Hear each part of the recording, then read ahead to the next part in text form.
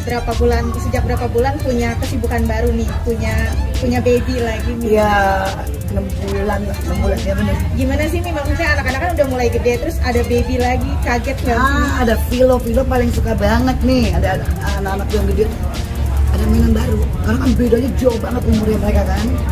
They're very excited karena ada perempuan, dan terus juga lucunya gue bisa nitipin ke mereka kalau gue lagi pergi titip ya. Titip dalam artian tuh dijagain walaupun ada babysitternya. Jadi diajak main, jalan-jalan lah. Malah kadang-kadang dibawa tidur sama Vilo di atas di kamarnya. Kayak gitu, nggak ada orang tua deh, cuman ibunya aja. Ya. Dan aku dapat itu bayi dari umur 7 hari. Jadi ya masih aku kenal dia di kandungan yang ke berapa gitu, menjelang mau melahirkan. Ceritanya gimana sih nih akhirnya emang? Dari gini loh, banyak banget setiap hari tuh orang yang nge-DM yang mau ngasih anak, yang dengan pesan macam-macam lah. Tapi dari segitu banyaknya ada satu yang menonjol, yang aku tuh orangnya random aja tiba-tiba kok, dan gue baca. Oh ini agak gimana ya, kayak kena aja. Aku telepon, ketemuan dia lagi di Bandung, ketemuan. Gue tanya, lo kenapa? Gitu kan? Why? Ayo yakin? Iya, nggak minta apa-apa, nggak mau apa-apa, dan dia biaya sendiri. Maksudnya ngelahirin sendiri, nggak yang minta duit, nggak ada. Aku yang panik dong, udah ngelahirin. Jadi buat aku ini anak, dia juga sebatang kara. Yang juga nggak ada, jadi dia juga nggak mau. Dan proses aku untuk kalau dia mau adopsi itu kan harus ada 6 bulan di bersama kita. Habis itu baru dapat kelas itu baru diurusi. Baru nantilah minggu depan. Dia tanggal 14 kemarin genap 6 bulan.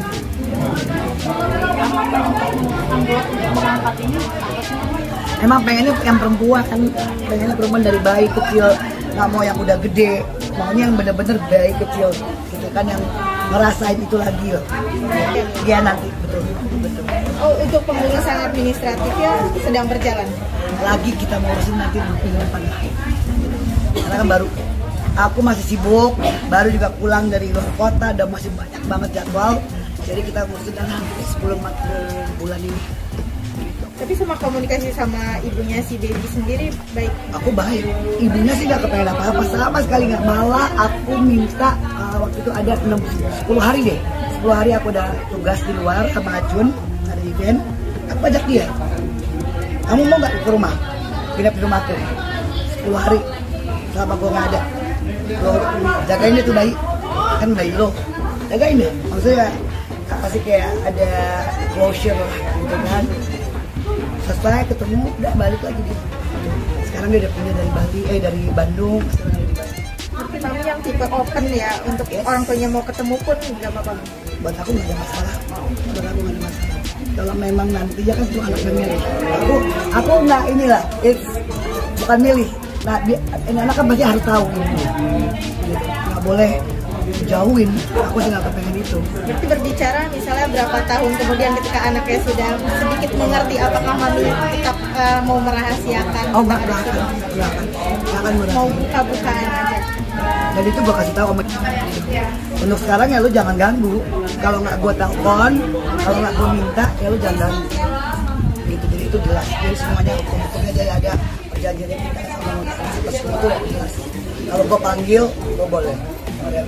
Tapi kalau aksi mungkin sempet sama ibunya waktu habis sebulan aku suruh ASI itu baru satu bulan di ASI, mau menjelang 2 bulan baru aku kasih apa susu kayaknya bubuk.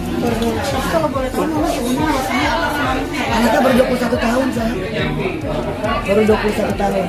Aku nggak mau nanya banyak soal cowoknya, memang nggak menikah, gitu. Aku nggak mau nanya. Tapi kan mengadopsi anak juga kan keputusan yang besar nih, sempat debat-debat sama Kak Ajun nggak sih? Di awal kita udah mau, dari awal kita menikah. Dan ini bukan istilahnya bukan bayi pertama yang ditawarkan, tapi choose by heart gitu. Yes, betul. Banyak banget, beneran, banyak banget. Waktu itu hampir kita mau yang ada kembar malah.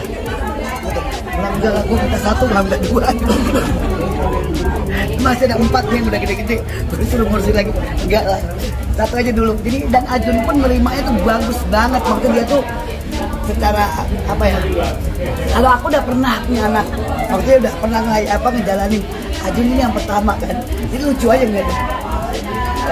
Untuk dia ngurusin, dia kasih susu, tidurin dia, seneng aja gue ngeliatnya. Lihat sosok bapaknya ya. Iya, keluar itu semua. Yang gak begini, anak DJ kok jadi kayak gini ya. Apa sih nih sweet ya Kak Ajun ke Baby R ini? Apa ya, buat karena gue gak pernah ngeliat Ajun kayak gitu, jadi yang lucu gitu, gimana sih yang ini kayak gue ngeliat itu apa, anak kecil bisa sama anak kecil kayak gitu, jadi klop loh mereka berdua. Klop banget. Tapi Kak Ajun jadi betah di rumah atau gimana? Iya, jadi ya kalau habis event langsung pulang gitu.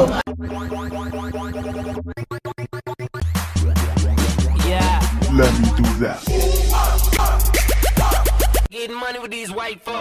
Keputusan mengejutkan datang dari Jennifer Ipple. Di usia 54 tahun, artis yang dikenal dengan kehidupan glamornya ini memutuskan untuk mengadopsi seorang bayi. Tapi siapa sangka, keputusan besar itu justru berawal dari kisah mengharukan seorang ibu muda berusia 21 tahun yang harus membesarkan anaknya seorang diri. Seperti apa perjalanan emosional Jennifer hingga akhirnya mantap menjadi seorang ibu di usia yang tak lagi muda. Simak cerita lengkapnya hanya di Aisyah Channel. Pebisnis Jennifer Jill alias Jennifer Ipple beberapa waktu lalu menjadi sorotan usai mengunggah momen dirinya tengah menggendong seorang bayi. Usut punya usut, bayi tersebut merupakan anak adopsi Jennifer dan suaminya, aktor Ajun Perwira. Saat ditemui di kawasan Kemang, Jakarta Selatan pada Minggu, tanggal 25 Mei tahun 2025, perempuan yang akrab disapa Mami Ipple tersebut lalu menceritakan awal mula dirinya memutuskan mengadopsi bayi saat usianya masuk 54 tahun. Pada akhir 2024 lalu, Mami Ipple rupanya tertarik dengan salah satu cerita followersnya yang mengaku bakal menjadi ibu tunggal di usia 21 tahun. Bayi itu cuma ada ibunya aja. Dan aku dapat itu bayi dari umur 7 hari. Jadi, aku kenal dia di kandungan keberapa gitu, menjelang mau melahirkan, kata Jennifer Ipple kepada awak media. Gini loh, banyak banget setiap hari orang yang main DM yang mau kasih anak, dengan alasan macam-macam lah. Tetapi, dari segitu banyaknya ada satu yang menonjol, yang orangnya random aja. Terus aku baca-baca kayak gimana. Aku telepon, ketemuan di Bandung, ucapnya menyambung. Ibu dari bayi tersebut rupanya mengaku tidak sanggup bila harus mengurus bayinya seorang diri. Terlebih, usianya masih sangat muda dan dia hidup sebatang kara. Jennifer Ipple tertarik dengan cerita perempuan tersebut yang tak banyak drama dan tidak menuntut banyak hal. Akhirnya yakin, dia juga nggak minta apa-apa, dan dia biaya sendiri. Melahirkan aja nggak ada minta duit apa, nggak ada. Sampai aku yang panik dong. Sudah melahirkan, tutur Mami Ipple. Kebetulan bayi kecil tersebut sesuai dengan kriteria Jennifer Ipple dan Ajun Perwira, yakni bayi perempuan yang baru lahir. Saat ini, Mami Ipple merawat bayi yang punya panggilan Baby Ray tersebut hingga 6 bulan hingga bisa mengurus surat adopsi secara resmi. Adapun Jennifer Ipple mengaku tak pernah berusaha menjauhkan Baby Ray dari ibu kandungnya. Namun dia bersyukur, sang ibu kandung juga tak pernah meminta hal macam-macam. Namun Jennifer Ipple meminta kepada ibu kandung bayinya untuk tak menghubunginya duluan sebelum dihubungi. Aku sih baik, ibunya enggak kepengin apa-apa sama sekali. Malah aku pernah minta dia nginap di rumah aku selama 10 hari buat ngurus bayi itu selama aku keluar kota sama Ajun. Jagain ya tuh bayi, kan itu bayi lo, maksudnya biar ada klosure. Selesai itu, dia balik lagi ke Bandung, ungkapnya. Enggak boleh ngejauhin, aku enggak mau gitu. Dan itu aku kasih tahu sama ibunya. Tapi, untuk sekarang ya lo jangan ganggu. Kalau enggak gue telepon. Kalau enggak gue minta. Lo jangan ganggu. Ya itu jelas semuanya. Jadi ada perjanjian kita kayak gitu. Kalau gue panggil, lo boleh lihat. Lanjut dia. Adapun saat ini Mami Ipple tengah bersiap mengurus berkas adopsi Baby Ray. Nantinya bayi 6 bulan tersebut akan diberi nama lengkap, termasuk marga ayahnya, Ajun Perwira. Lagi kita urusin berkas adopsi minggu depan lah. Aku masih sibuk. Baru juga pulang dari luar kota dan juga masih banyak jadwal. Nanti kita urus sebelum akhir bulan ini. Terangnya. Namanya Raisya. Rae nama ibuku. Sya ada nama ibunya Ajun. Tapi kita manggilnya Baby Rae. Iya bakal ada marga Ajun itu terserah dia Ajun kan aku mah oke-oke aja. Imbu Jennifer Ipple. Langkah berani Jennifer Ipple di usia 54 tahun menunjukkan bahwa kasih sayang seorang ibu tak mengenal batas usia maupun darah. Dari kisah seorang single mom muda, tumbuh inspirasi besar yang mengubah hidup Jennifer selamanya.